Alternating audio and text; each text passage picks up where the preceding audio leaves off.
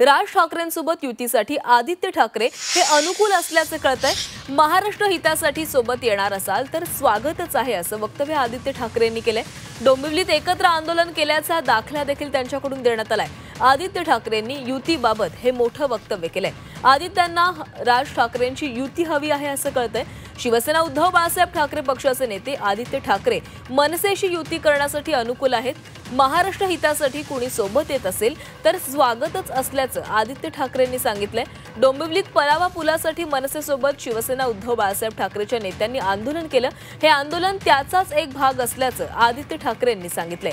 आदित्य ठाकरेंनी मनसेसोबत युतीच्या दृष्टीने एक पाऊल पुढे टाकल्याचं सांगण्यात येतंय। ठाकरेंची शिवसेना जर अनुकूल असेल तर मनसेही फारसं आढेवेढे घेणार नाही असंही दिसू लागलंय। महापालिका निवडणुकांचा आता पडगम वाजलेलेच आहे। काही महिन्यांपूर्वी दोन्ही ठाकरे बंधूंनी एकमेकांना साथ घातली होती, पण याच्या पुढे काय झालं अजून काही पुढे म्हणजे आम्ही आमच्याकडून प्रतिसाद दिलेला आहे। आमची भावना हीच आहे की मराठी माणसासाठी असेल, महाराष्ट्रासाठी असेल, महाराष्ट्राच्या हितासाठी असेल, जर कोणी सोबत यायला तयार असेल तर आम्ही त्यांना सोबत घेऊन महाराष्ट्र हितासाठी लढत राहू।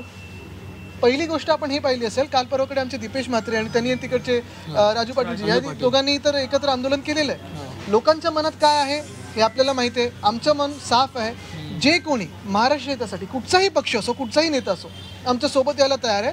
आम्ही महाराष्ट्र हितासाठी एकत्र येऊन लढू।